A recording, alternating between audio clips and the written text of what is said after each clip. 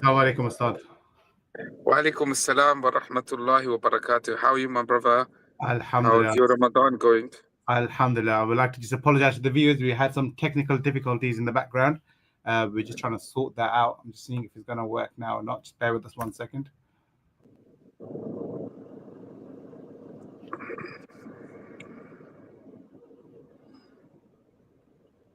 We're live somewhere on the channel, and hopefully recorded.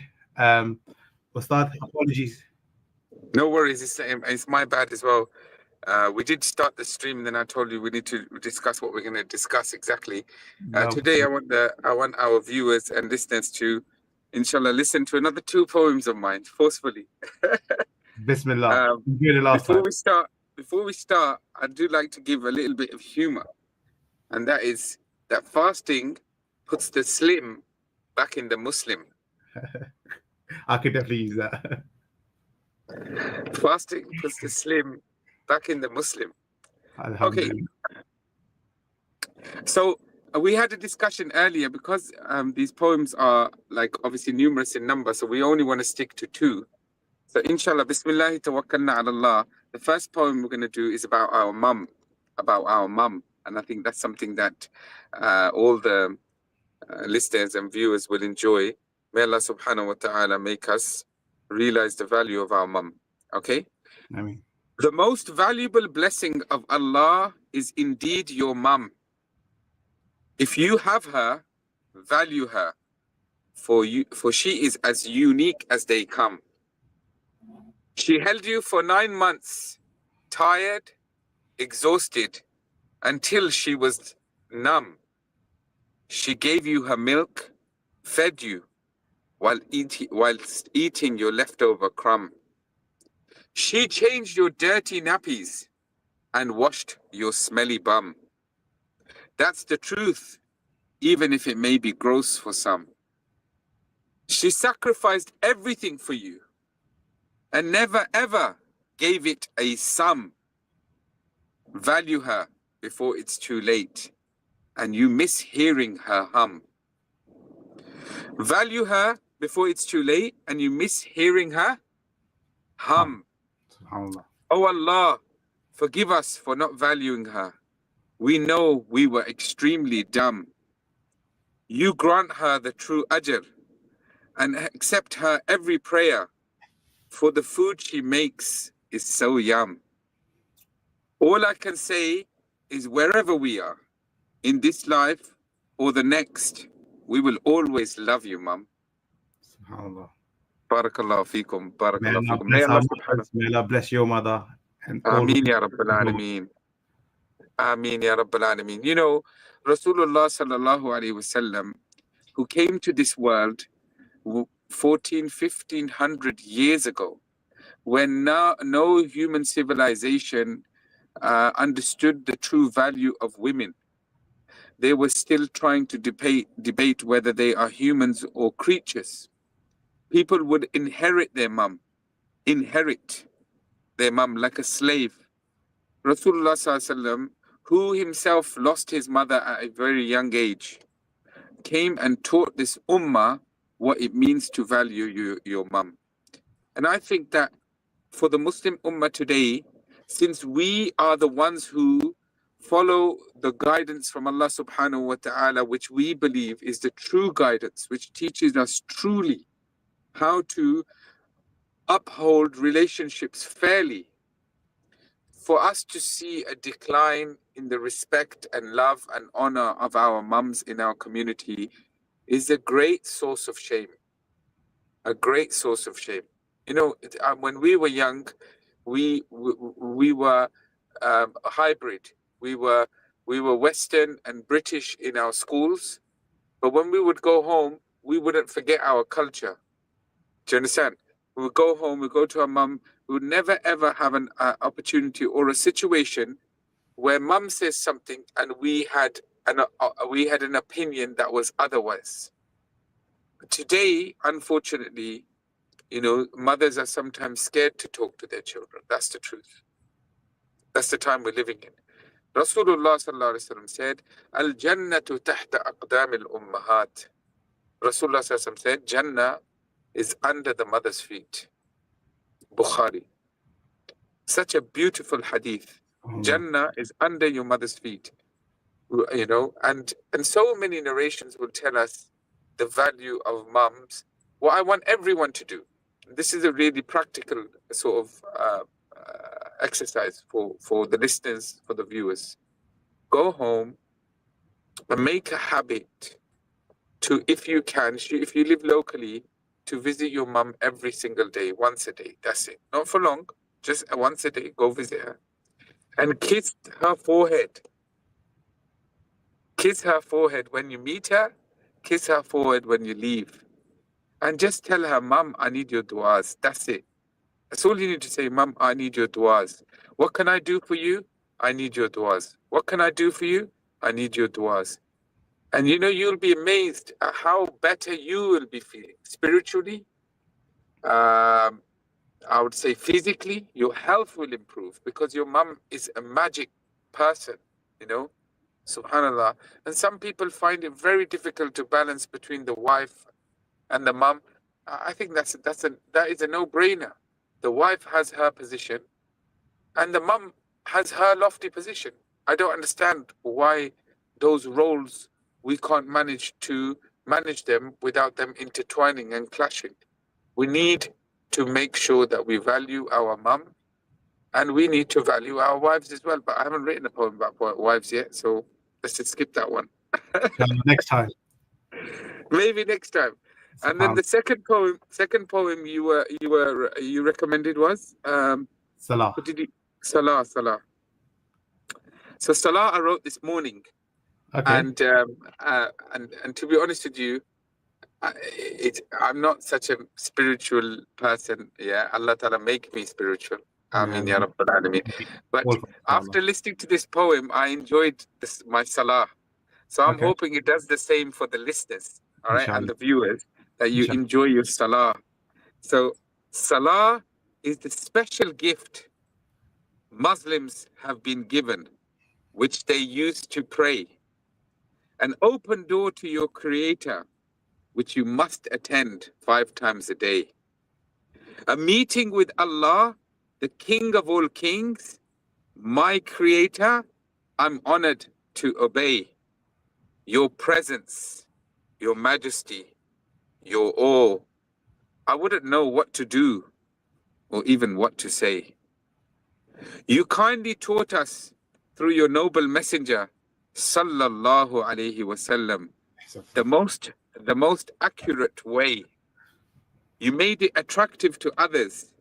They watch and observe, while children see as time to play. Easy to do, standing. If you can't, then sitting. If not, then whilst you lay. Pray in the masjid with congregation for the brothers to get the highest pay. 23 to 27 times more reward for praying Salah in the masjid. If you pray Salah in the masjid in Ramadan, Isha, and then you pray Fajr in any month, Isha and Fajr, Rasulullah SAW said, it is like the person's hadith is in Tirmidhi. It's like the person who has spent the whole night in worship. Allahu Akbar. The whole night in worship, just for praying your Isha and your Fard with Jama'ah. So going back to that line, yeah, that some ulama say it's wajib to pray in Jama'at in the masjid.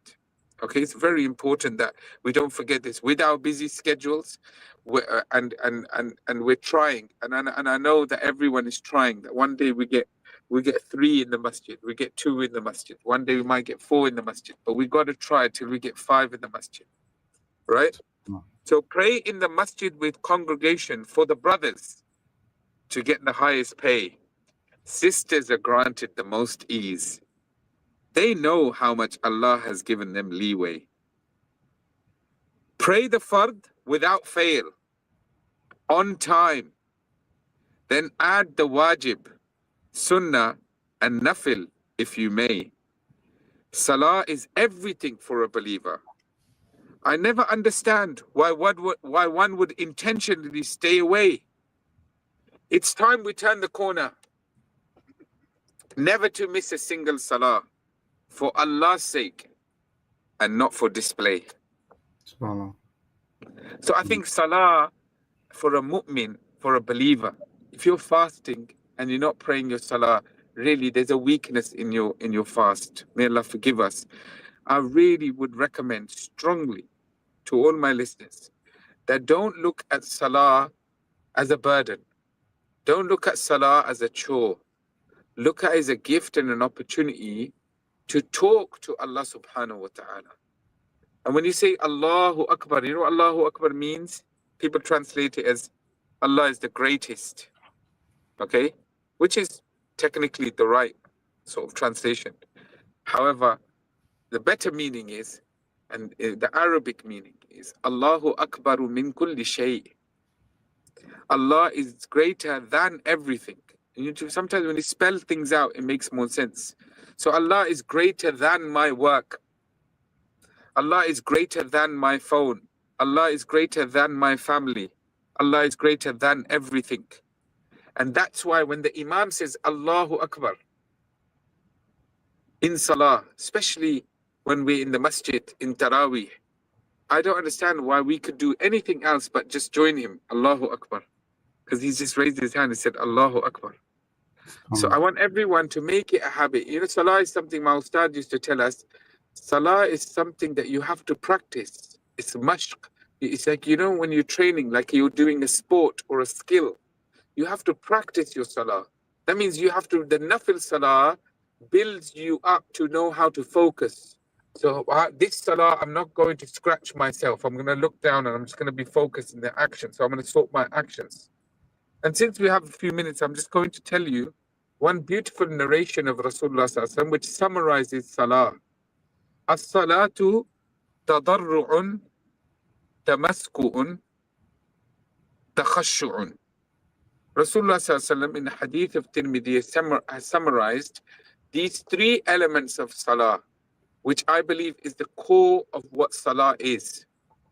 As-salatu tadarru'un tamaskunun takhashu'un. So Salah is for a person to be externally humble, tadarru', okay, externally humble when you're standing in front of Allah. Takhashu'un, tamaskunun, to make a face of a miskeen. You know, when you like a poor person, you know, the poor face, yeah, the what do you call it? You know, when someone's trying to do the cute face, the poor face. Allah likes the poor face of us. Okay, Allah doesn't like pride. We've got no reason to pride. We're full of crap. Okay, literally. So we said Allahu Akbar physically, we be humble. Our face, you know, humble, maskeen face. I can't do it right now, yeah. I'm in the happy mood right now because iftar. I did a survey.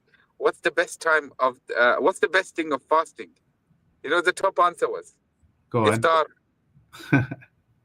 Okay, so we're coming to the happy time of the day. So I was saying that. Okay, so and then the final one is the khashu'un. Internally, a person is devoted. Okay, once you in your 4 rakats or your 2 rakats of salah are able to combine these 3 features, tadarru', tamaskun, takhashu'. You externally humble. Your face is like a poor person, miskeen. And internally you're devoted to Allah subhanahu wa ta'ala. Bingo, you've got salah. That's salah. And it can happen at any time in your, whether it's in your sajda, whether it's in any position. As soon as you get that, then you know that you've got your salah. Honestly, because that's when you've connected to Allah. Allah doesn't need to hear our long stories. He just needs a moment of connection with Him. Once we connect, Allah will do everything for us, ahbabi.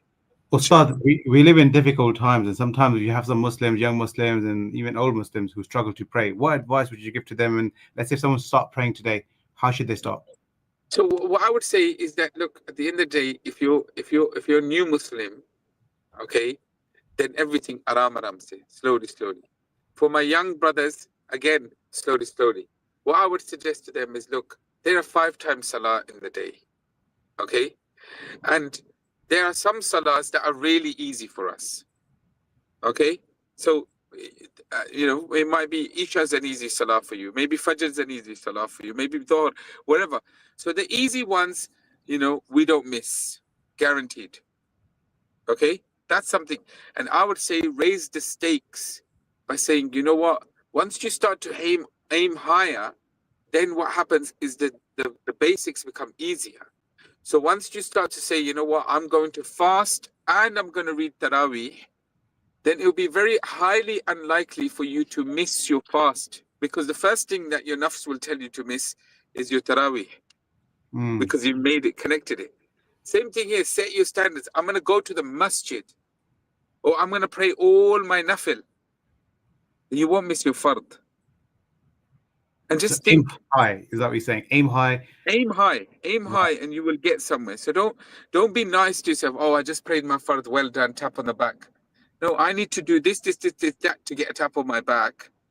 And then that means that you're going to box your fard. I told you, don't miss your fard. It's like Allah is imagine you had an opportunity to stand in front of the president of America. Look how some presidents, a lot of people are going to visit the president of America recently.